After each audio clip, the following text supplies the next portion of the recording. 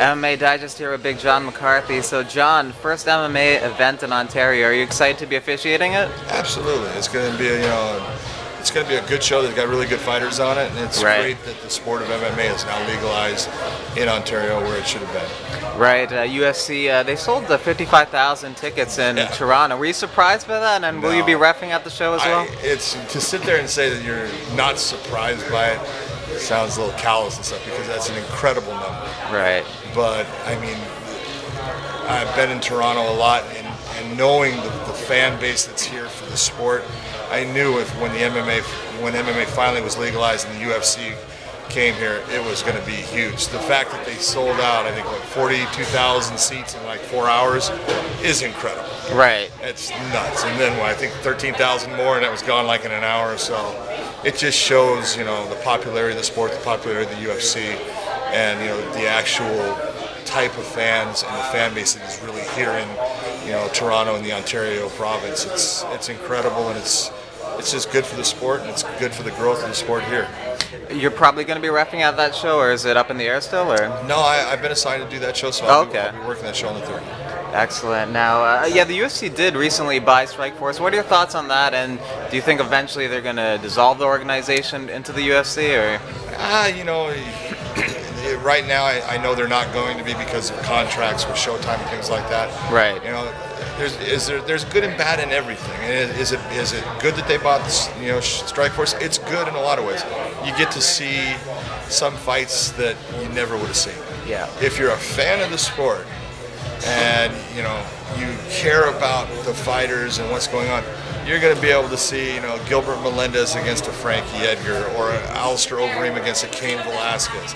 Fights that, those are great fights you want to see. And now there's the possibility, and that possibility is because, the UFC Zuffa went out and, spent a lot of money and made it happen. So that's a good side. Bad side, I guess you can always say that, there could be less fights, but you don't know. To sit there and say that is not being accurate, because right now you don't know. Right now they're going to be running Strikeforce on its own. Is that going to continue? Only Lorenzo Fertitta and Dana, they're the ones that are going to know that in the end. We'll see. It hasn't happened with the other promotions that they've bought, but this may be the one that they can use in that fashion to have talent on the other side, and then bring these together. And have the person that wins it, they're always going to be in the UFC because that's the biggest show. Now, Dana White has said Steve Mazzagatti is the worst referee in the business. Would you agree with that? And who do you think is the best? To sit there and say, who's the worst, who's the best, it's none of my business. Right. There's a lot of guys that think that refereeing is easy, and Dana knows the sport. Dana is he's very knowledgeable, and I think he's super passionate about things. And when he sees something that he doesn't like, he's going to be passionate in that way. Right. Steve's a good guy, and Steve cares about what he's doing, and he's always working to try to make himself better. Is he perfect? No, he's not perfect, and I'm not perfect, and Herb's not perfect, and Yves is not perfect, and anybody that anyone knows, you're a human, you're going to make mistakes at times. That's just being human. The thing is, we learn from our mistakes, and then we don't make them again. That's what we're looking for. And so, who's the best? There is no best. There's guys that are good at what they do, and there's guys that need to improve at what they do, as we all really need to improve. But Steve's a good guy, and he tries hard, and he's not as bad as some people make him out to be. Is there a call that you've made that you're particularly proud of, that you felt like you made a really great split-second judgment on? Sure, there's a lot of them. There's ones that I know I was absolutely exactly the way it should have been, when I stopped it when I should have, or made the call. And there's going to be the ones that you say, what, I should have done that differently.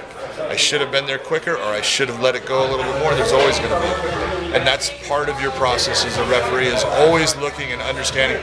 A referee, I always say, it's kind of like golf. You're always looking for that perfect fight.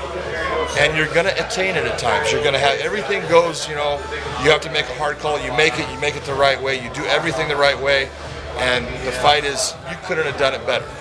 Yeah. And then you're going to go on to the next fight, and it might be completely the opposite. And that's the same as golfing. You got one great hole, the next one you stink at. But the whole purpose of refereeing is the safety of the fighters, making sure that they are able to come in, fight on an even platform with no advantage to one fighter over the other, and then get out of the fight, and if they want to, come back and fight again.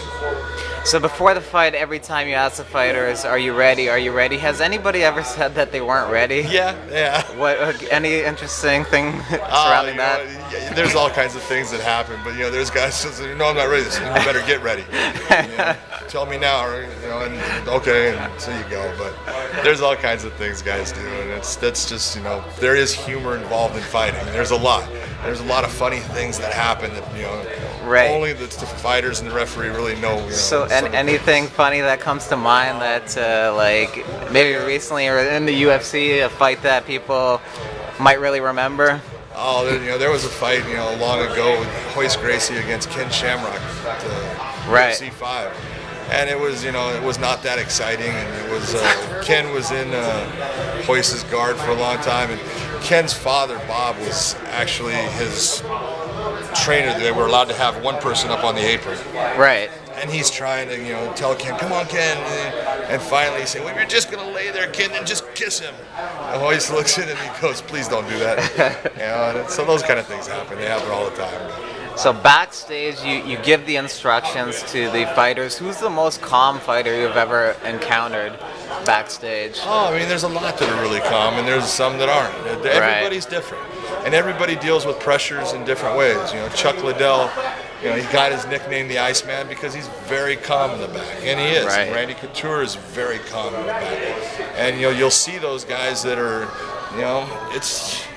You could not tell that they were going to be in a fight by the way that they handle themselves in any way, because it's just a day at the office, and they're going to go do what they do, and there's nothing to be nervous about, and they're calm about everything. And there's the guys that they're throwing up in the back, and they let the nerves get to them, in some ways I think there's some guys that they can't help being one way or the other. It's just the way God made them, so you get both. So what was more fun for you, to do an episode of Friends or do an episode of Entourage? Neither one. I'm terrible. Yeah, look, I'm smart enough to know I suck at acting. I suck at that whole thing. I don't have the patience for it. Once you do something once, that's good. I'm done. I did it once, and then they want you to do it again and again and again and again. And I'm terrible at that. So I'll leave the acting for the Randy Coutures or the people that right. And finally, any new projects on the horizon for yourself, or anything you're working on? Any or people want to get in touch with yourself? Oh, I'm real busy right now. I'm busy. I have my gym that's in Valencia, California, and we just expanded that, so that's been a lot of work and getting it up. And it's doing well, and I just keep on teaching classes and going around, refereeing. I'm lucky enough to be able to do that, and that's what I like doing. So that's enough for me. Excellent. Well, best of luck in the future, John. Thanks a lot for the time. Nope, my pleasure.